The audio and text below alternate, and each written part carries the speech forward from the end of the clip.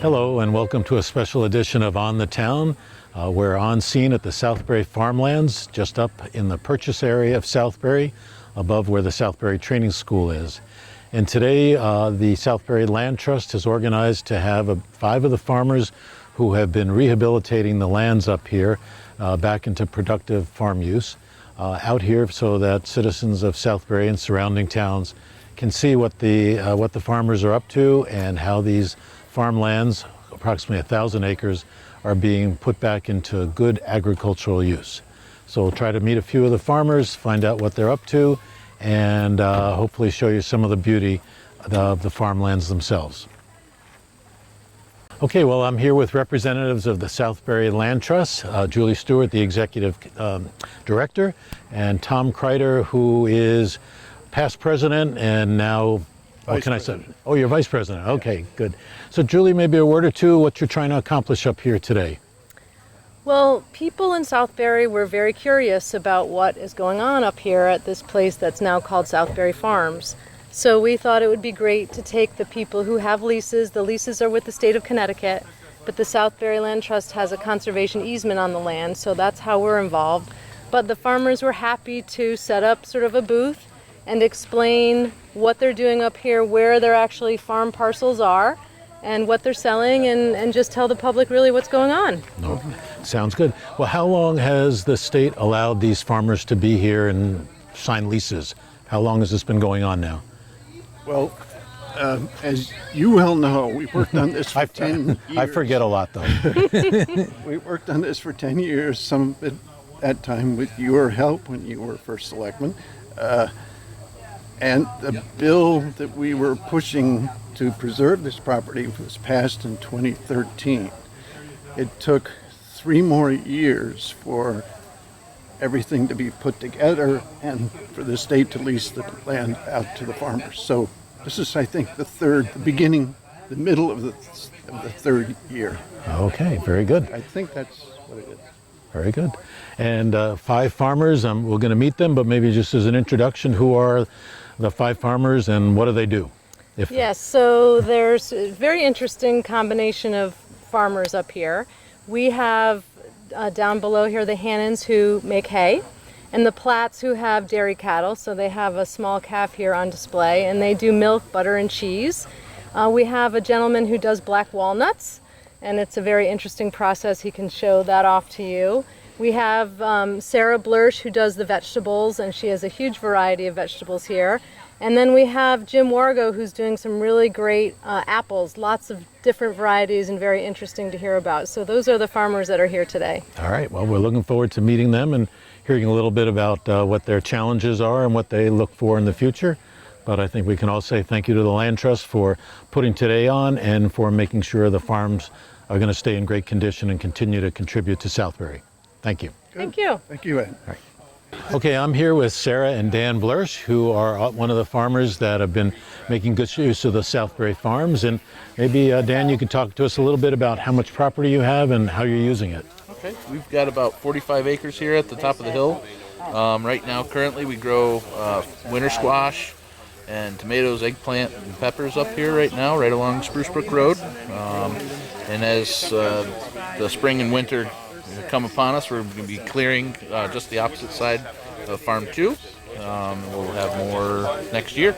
More acreage? More acreage, yeah. Oh, wow. We have 45 total, but we're only using about, I don't know, 6 or 7 of it, 8 of it maybe. Okay, so you'll move on up towards the 45. You're not Right, at we 45. have to clear, yeah, it needs some restoration for sure. Okay. You know, we took quite a bit of the land that was not being used previously by the dairy farmers, so by the Platts. So. And Sarah, how was the property when you got it? I mean, did it need a lot of work to get it back into usable shape? There was one field that was usable, and that we've been using for 2 seasons now. The last, this year it's in eggplant, peppers, and tomatoes. Previously it was in winter squash and pumpkins for those 2 years, and it had been used as a hayfield previously. It's about 4 acres. That was really the only usable section. This past winter, Dan and my dad cleared the additional acreage that we're using for winter squash and pumpkins right now. and hopefully this winter we'll get some more done and start getting into the orchard. Our ultimate plan is to start cleaning out the orchard, see if any trees are salvageable. If they are, we will try and save them. If they're not, we'll clear them and make some more vegetable ground. We all are also growing some sweet corn up here in conjunction with Ben Platt. So we grow, is it about 4 acres? Something like that. Of sweet corn, and so that's a project between the two of us, the three of us actually. So Ben plants it because he's got the equipment, and we've got the avenue to sell it and the labor to pick it. So it's a cooperation between 2 families and 2 farms. Excellent.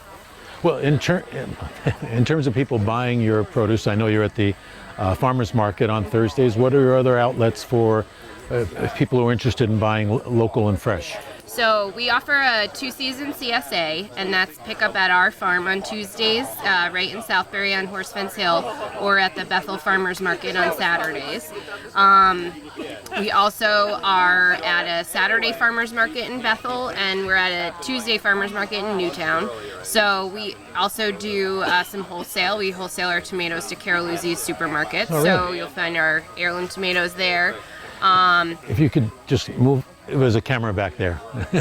So we're also starting to sell to some restaurants. So Oh, cool. the wine bar in Newtown is a great supporter of our farm. So if you go in there, you'll see our produce on their menu. All right. So our CSA farmers markets, finding us at a grocery store or at a restaurant.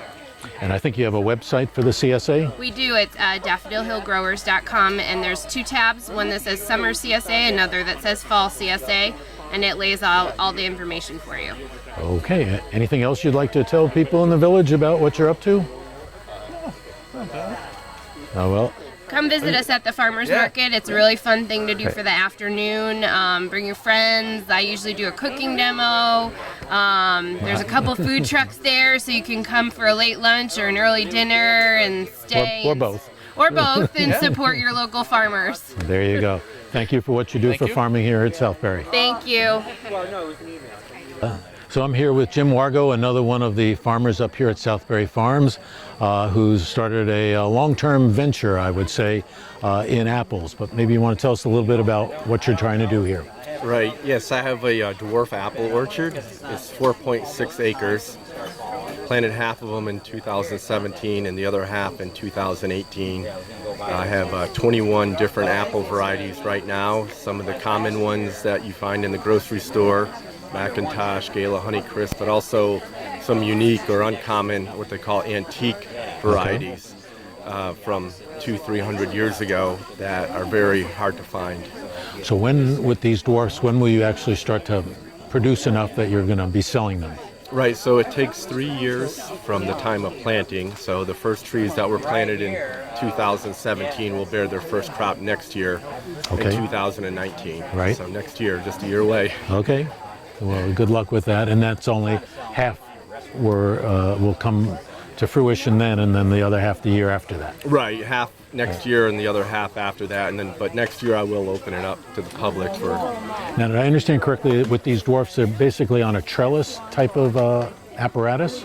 Right, they're on a trellis. The dwarfs will only grow about 10 to 12 feet tall. So Okay. they're placed spaced very closely, only 5 feet apart within the row and 14 feet between the rows. Okay. And each tree has a metal stake, metal conduit that's 10 feet tall, and it's attached to a wire at the top that runs down the row. Okay. And that keeps the tree from leaning over. And in between those, every 30, 35 feet, there's a wooden post that will support that wire. Okay.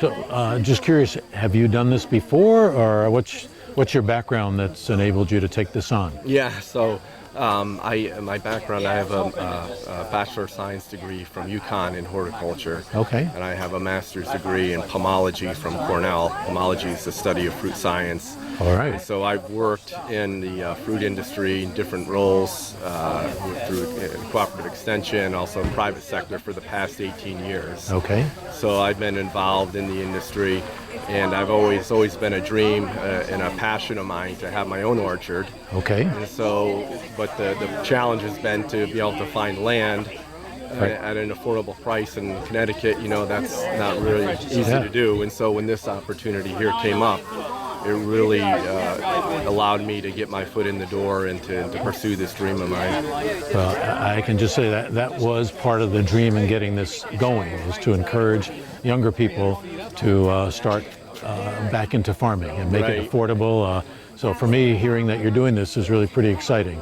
And well, I want to wish you the best of luck, but anything else you want to tell viewers in Heritage Village? No, just the, like I said, I'm a beginning farmer, just starting. I never had a farm. I was always interested in gardening and producing fruits and vegetables, but now having this opportunity here, I'm just very excited to be able to not only grow the trees, but to open it up to the public. So I'm going to have pick your own available. I'm working on having a retail stand down here, so in the fall I could sell the produce. And so I welcome all the Heritage Villagers to come out, it's a short ride away, and try some very unique and interesting apples that you're not going to find anywhere else. Now, in Southbury grown, no better than that. No better than that. So you've said something I'm not sure I heard anyone else say. Is the long-term plan to have sort of a farm stand here? That's what I'm planning. I'm working with the Department of Ag to try to get that established. Well, that would be very exciting. I mean, we've got some buildings that are not in great repair, but we sure have the intersection of great roads that make it, well, not only a great place to come because it's so beautiful up here, but as a destination for some good food, that make it even better. Sure. Now, my plan is to have pull a wagon with a tractor up to the orchard, and while you're up there, tour around up on top of the hill. It's beautiful because you can see a nice view of Southbury from up there. Superb. Well, I'll put it on my calendar. I'll be here. Yeah, great. Jim, thanks for your time. Thank you. Good luck. That's a great story. So I'm here with Ben Platt of Platt Farms. Platt Farms has been here in Southbury. Well, how long, Ben? Since 1773, and I'm the 9th generation on the farm. And basically the farm is a dairy farm primarily. Farm, and we also grow hay to sell as well as feed our cattle, and we grow our own corn and as much of the feed that we can to feed our animals. And that farm has been adjacent to the Southbury farmlands, especially when it was the Southbury Training School. Yep. Since the training school started. Since before the training school was here, it was private landowners, but and we've been leasing the farm up here since 1991. We've had pieces of the farm, and it's good to be able to continue operating on it. And how many cows do you have at this point? We have about 125 cows, and that's including young stock like the calf over here. Right, well, we're going to interview him next. So he's getting ready. I think he's in makeup right now as we speak. So how has it worked? Are there things that are different now that we now have Southbury Farms versus the way things were before with the training school? Well, we have a solid lease now. It's a long-term lease, so we can make improvements on the land and not worry about, being told that we no longer have the land next year after putting a lot of money into some of the fields. And I think I understand you have some plans to try to rehabilitate some of the buildings that have been I'd like this building over here, we have hay wagons in now. I'm trying to get a lease to keep our young stock in there in the wintertime so they aren't outside. Okay. Well, that'll be, I think, a step forward for you. And although you have your own barn, a couple of miles from here. Yeah. So the idea is you kind of split the herd between some are up here. The young stock would be up here in this barn in the wintertime. Okay. That way they have a place they can be undercover, and we can feed them and take care of them easier than being outside with run-in sheds. And just to let people know, most of the milk that you create goes to Cabot Farms, is that correct? Yeah, we're part owner in Cabot Co-op, which serves all New England farmers that are part of it, and also New York State. There's roughly 1,000 members in the co-op, and every member owns part of the co-op. All right. And I see here today, I think you have some samples of Cabot cheese. Yep, we have Cabot cheese samples over at the table there, and some information and recipe booklets. Okay. Well, I'm just curious, in addition to yourself and your dad, are other people working on the farm at this point? We have a girl that works full-time on the farm with me, and my daughter Haley is showing interest and Excellent. starting to Think about the next generation. come out and feed calves and give me a hand when she can. All right. Very good. Anything else you'd like to let people know? Should be about it, I think. All right. Well, Ben, thanks for your time. Thanks for being here today. And thanks to the family for what it's been in terms of Southbury's history and hopefully future. No problem. Thank Okay, you. Thank you. Okay, well, I'm here with Mike Hessick, who has taken over the black walnut grove that existed here and refurbished that. Mike, well, welcome first of all, and give us an idea. How many trees are we talking about? There's about 150 trees, 3 rows of 50 that were planted, I think, like in the 1980s, 1990s. And I think what you mentioned is they weren't in the best of condition from vines and just neglect. No, they seem to be kind of stunted. Yeah, there were all the vines growing up them. So I'm gradually trying to cut back the vines and get them to grow a little bit better. But they still produce a lot of good nuts. Last year they had a good crop. All right, well, maybe you want to just show people what, I guess, a dehusked, if that's the right word. Yeah, this is dehusked. So there's it looks like a tennis ball, and then you got to get that nasty husk off. Then you get down to the nut that you have to crack this open. You got to let it dry it out before to get it brittle enough to crack. And then I didn't bring my tool with me to basically cracking them one at a time by hand. And then you got to get the nut meat out. Right. So you're just, from an operational point of view, you're moving forward to get the trees back into good production, full production, and then see where the business goes from there? Exactly. Yeah. I'm just kind of feeling things out before I invest in too much equipment. I'm kind of doing this sort of manually right now, see if there's demand out there. Right. Ideally I like to sell to maybe restaurants or bakeries, something like that. Now, when I go to the store and I buy walnuts, am I buying chopped walnuts? Probably not.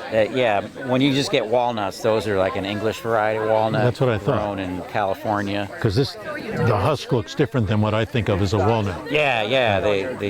I think there's one major operation out in the Midwest in Missouri that sells black Most walnuts. of them, okay. Most of them, yeah. And is there some, from a taste point of view, an advantage to a black walnut? Are they known to be? I think they have a stronger, especially nuttier flavor when they're cooked. They're good for cooking and baking. Excellent. Okay. A lot of people go nuts for them that are over the black walnuts over the regular. I mean, I like regular walnuts also, but Okay. I like the fact that this is a natural or a native plant here, Right. native tree. The English walnuts are grown in California. A lot of irrigation, things like that. This is like a natural forage crop. Okay. So I like to go out there and think about, I'm doing what probably the Native Americans were doing, Right. because there were black walnut trees Back then. back then. Yeah. And in terms of harvesting, it's basically right now manual. You just picking them up off the ground, or any Yeah, tool? yeah. No tool per se for that. No, I think Not like for tennis balls where you get. yeah. But ideally, you like to mow the field back so it's easier to pick them up. And basically, when there's a good crop, they're just everywhere. You just bend down and start loading up. I just load up 5-gallon buckets and then take them to my truck and bring them home for processing. So just as a gee whiz number, like how many buckets did you pick up the last time you harvested? Buckets. I load it up into like a big garbage can. I probably get, I load up my garbage can, 50-gallon garbage can, and then I can fit probably 10 or 12 5-gallon buckets per run. And that only takes like an hour or two to do that. Really? It's the processing is really Right. I understand. Right. But, yeah. All right.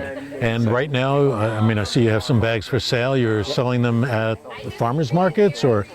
And then I've been trying to I've been approaching restaurants and bakeries and things, and that's what I'm trying to do. All right. Well, thanks so much, Yes, Mike. thank you. Best of luck up here in the Southbury Farms, and I hope you move to the point of commercial production, if you will. Great, thank you. Have a great day. Yep, you too. Thank you. Yes, thank you. Wasn't too hard. No. Too terrible. Too terrible. All right. I'm here with Chris Hannon, who, along with his brother, I forgot your brother's name? Todd. Todd, have also leased a significant piece of the Southbury Farms to extend their agricultural and dairy production. So real quick, Chris, about how many acres do you have up here? My brother and I currently rent 71 acres from the state of Connecticut up here at Southbury Farms. And that's only to create hay to help with your herd? Yeah. Maybe sell it also? No, currently of the 71 acres, it's kind of mixed about half and half between hay ground and corn ground. Okay. And then with the corn ground, we'll harvest some of that for silage for our herd, and then we'll combine some of that for grain corn also to feed our herd. Okay. And then with the hay ground, we harvest our hay in a couple different methods. We do it as hay, which is dried out in little bales to sell for horse people. Okay. Big square bales or big round bales to feed our own cattle, or sometimes we'll chop it as silage too to feed our cattle. Okay. But we sell a lot of horse hay every year too, to go along with our dairy business. And as you were just saying to me before, this is part of multiple properties that you farm here in the greater Southbury area. Yep. You want to mention a couple of those places? We're very fortunate. We've worked with the Southbury Land Trust, and so we farm probably about 150 acres of Southbury Land Trust property, both the Phillips and the Lovedoll Farm, right, and then the Platt Farm in the center of town here. So we're really fortunate and had a good working relationship with them, which in a really suburban area has allowed us to kind of grow our business. Right. We currently farm ground from Oxford to Washington, with our dairy located in Woodbury, so that's kind of central in the distance of it. Okay. And I think you mentioned, or just if you could mention, how many cows that you have in the dairy operation? We milk about 50 cows daily, and with our young cattle, we have about 140 head of cattle total. And spread out over multiple properties, or mostly on one? Most of the cows are at the farm in Woodbury. We'll keep some younger cattle at our home in Southbury. Okay. But just from logistics standpoint, we try to keep them somewhat centralized. Okay. And as we had heard, you basically, the milk you produce is all sold through a co-op. You want to say a word or two about that? Our milk is that we produce here. We're members of the Agrimark Co-op, which is a co-op here in the Northeast, which is made up of about 900 farm families throughout New England and the eastern chunk of New York. And that co-op owns 3 plants, one in northern New York, which they use under the Macadam name, and then 2 plants, one in Middlebury, Vermont, one in Cabot, Vermont, and then another plant in Springfield, Massachusetts. And so Agrimark not only uses the milk in their own plants for Cabot cheese, they also sell milk to other plants, such as Gaidas here in New Britain gets their milk from Agrimark, some of it. And so typically the milk we produce on our farm goes to Gaidas every day to be sold as fluid milk. And as that co-op's made up, if they don't have a home for it as fluid milk, they'll run it through their own plants and make cheese or butter. And so a lot of the butter gets made in Springfield. They make whey protein powder, so and some of that stuff gets sold domestically, but then some gets exported too. Okay. Fluid milk is not a term I use, but that's the milk we buy in the store. Yeah. In a container. Right. and truly, here in a lot of parts of the country, there's more cows than people, so in a lot of those places, they make a lot more butter, cheese, stuff like that. That's got a longer shelf life and they can move further. Whereas here on the East Coast, there's a lot more people than there are cows. So a large percentage of the milk here actually gets sold as, people buy it on the store shelves as fluid milk versus getting turned into commodities. So in terms of your operation here at Southbury Farms, do you have any plans to expand it in any way or change it, or are you basically happy with what it is? With what we have here, we have a 10-year lease with them, and for those 10 years, we'll probably rotate some of the crops we grow in the fields around a little bit, and try to improve the varieties of crops we grow there. Some of the ground that we grow corn on, we also double crop it, and we plant small grains such as rye or wheat during the winter. Right. So then we can harvest that in the spring before we put our corn crop in, and we'll use that for straw for bedding for the animals. Okay. All right. Well, it's good to see you up here, and I'm sure, like many, you're happy to see farming up on this beautiful piece of property up here on the in the purchase. Like in our business, it's really capital intense, and So without land, we can't continue to grow, and that, like any business, you need to keep looking ahead for new ways to do different things. And Well, when you say capital, now obviously in doing any of the operations, the combining, the planting, you need machinery. You don't have a place to keep that up here. You have to bring it in every time. right. But maybe that's true at all your properties. You only No. store in one place, or Yeah, we kind of, some of the properties we rent or lease have some building space, but a lot of them don't. So you keep as much equipment where you can, and Okay. so we have more that sits outside than we'd like to have. I mean, it'd be nice to have more big shed space than we have, but I mean, is that something people would like? Where we are has some old buildings. Would this be I think so. a future site for storage that people could lease? That would make sense to you? I think so. Like in the States talked about rehabbing some of these buildings here and making it available to the farmers who lease land here, so they could, store their equipment here, or give them other outlets, whether it have a stand front if you're going to sell some stuff here, or just some facility space, so you don't have to bring everything all the time and live out of your truck, basically. I think anything that could make this more of a destination for the consumer, as well as make it easier for the farmers, that would be a step in the right direction. Yep. All right. Well, Chris, thank you very much for your time, and best of luck. Thank you. All right. Take care. Thank you.